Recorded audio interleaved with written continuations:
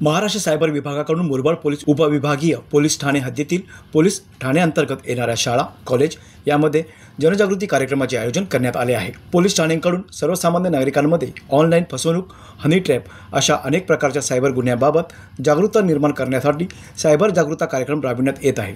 मुरबाड उपविभागीय पोलीस ठाणे अंतर्गत शाळा, महाविद्यालयांमध्ये पोलीस अधिकारी, पोलीस कर्मचारी जाऊन हे उपक्रम प्रामुख्याने शैक्षणिक संस्थांना भेट देऊन जागरूकता पसरवण्यावर लक्ष केंद्रित करीत असल्याची माहिती मुरबाडचे उपविभागीय पोलीस अधिकारी अनिल लाड यांनी आज प्रसारमाध्यमांना दिली।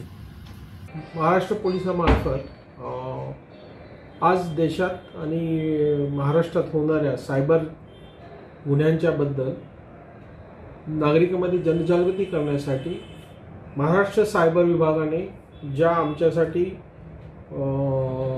मार्गदर्शक सूचना दिलेल्या आहेत त्या अनुषंगाने आम्ही माननीय पोलीस अधीक्षक डॉक्टर स्वामी सरांच्या मार्गदर्शनाखाली ठाणे ग्रामीण जिल्ह्यामध्ये आणि मुरबाड डिव्हिजनमध्ये आम्ही प्रत्येक पोलीस स्टेशनला जनजागृतीचे कार्यक्रम आयोजित केलेले आहेत। यामध्ये प्रत्येक शाळा, कॉलेजमध्ये आमचे अधिकारी जाऊन त्या ठिकाणी जे सायबरचे गुन्हे आहेत ते कसे घडतात, ते घडल्यानंतर त्यामध्ये पैसे लोकांचे कसे जातात, ते कसे ब्लॉक केला पाहिजे, त्यासाठी कोणत्या नंबरला कॉन्टॅक्ट केला पाहिजे याचं सगळं मार्गदर्शन त्यामध्ये केलं जातं।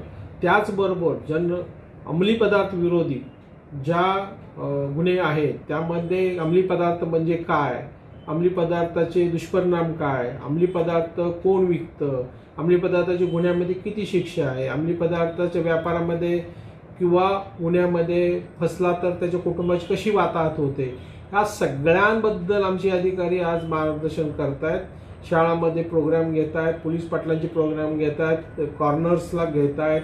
त्याचबरोबर आम्ही भीतीचित्र प्रसिद्ध करतोय, पोस्टर्स प्रसिद्ध करतोय आणि सगळ्यात महत्त्वाचे तुम्ही आज आमच्याकडे आलाय, तुमच्यासारखे जे स्थानिक पत्रकार जे आहेत, लोक यूट्यूबर्स आहेत, इन्फ्लुएन्सर आहेत, आज आमचं तुम्हालाही आव्हान आहे की तुमच्या मार्फतीनं लोकांच्यातली जनजागृती करणं गरजेचं आहे।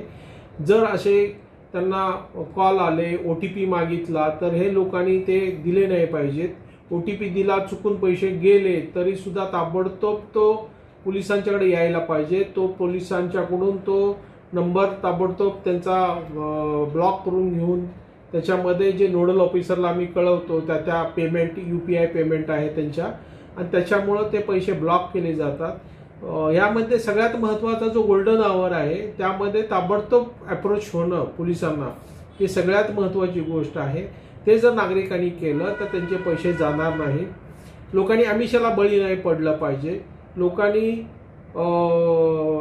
आता ज्या वेगवेगळ्या स्पॉन्जी स्कीम आहेत त्याला बळी न पडलं पाहिजे। लोकांनी अंमली पदार्थ आणि विद्यार्थ्यांनी बळी नाही पडले, त्याच्यामुळे लोकांचं, नागरिकांचं, कुटुंबाचं खूप मोठं आणि देशाचं खूप मोठं नुकसान होत असतंय। तर माझं आपल्या सर्वांच्या माध्यमातून ह्या मुरबाड विभागाच्यातील सर्व आणि ठाणे ग्रामीण जिल्ह्यातील सर्व नागरिकांना आव्हान आहे की आपण जे सायबर गुन्हे घडत आहेत त्या बाबतीत, तुमच्या बाबतीत असे फोन आले, कुणी OTP मागितला, तुम्ही चुकून कुठली लिंक डाउनलोड करू नका, ज्या फसव्या व्हिडिओ आहेत त्याच्यामध्ये लिप्त होऊ नका। डिजिटल अरेस्ट असेल तर तुम्ही ताबडतोब आपली मदत स्थानिक पोलीस स्टेशनची घ्या। डिजिटल अरेस्ट अशी कोणतीही पोलीस अटक करत नाही, कोणताही विभाग, CBI, नार्कोटिक्स विभाग, असं कोणतंही डिजिटल अरेस्ट ही कायद्यातली तरतूदच नाही।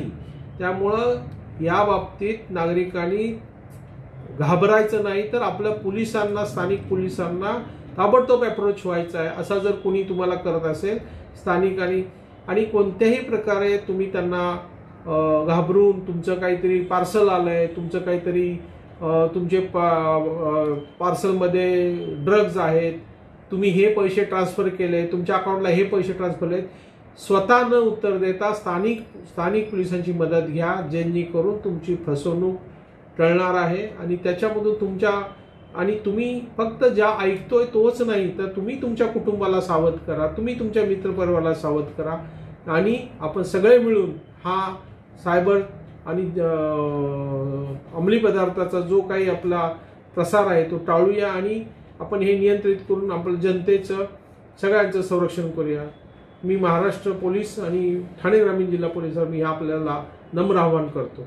हनी ट्रॅपमध्ये मुलींच्या नावाने तुम्हाला फ्रेंड रिक्वेस्ट येतात. त्यामध्ये तुम्ही मुलगी आहे म्हणून त्याला हे करतात. अनेकदा कॉल येतात मुलींचे फेसबुक फोटो असलेले आणि त्यावेळी त्या मुली अचानक तुमचं स्क्रीन सेव्हिंग शॉट करून त्या स्वतः अश्लील वर्तन करून ते रेकॉर्ड करतात, ब्लॅकमेल करतात.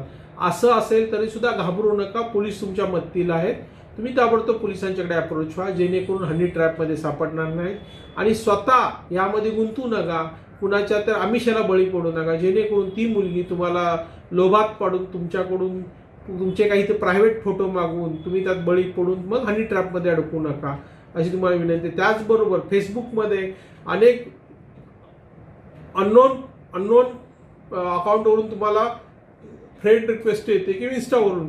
तर कृपा करून सगळ्यांना विनंती आहे की अननोन व्यक्तीकडून आलेली कोणतीही रिक्वेस्ट मान्य करू नका किंवा ॲक्सेप्ट करू नका, किंवा अननोन व्यक्तीकडून आलेली मोबाईलवर कुठलीही लिंक डाउनलोड करू नका जेणेकरून तुमचा मोबाईल हॅक होईल.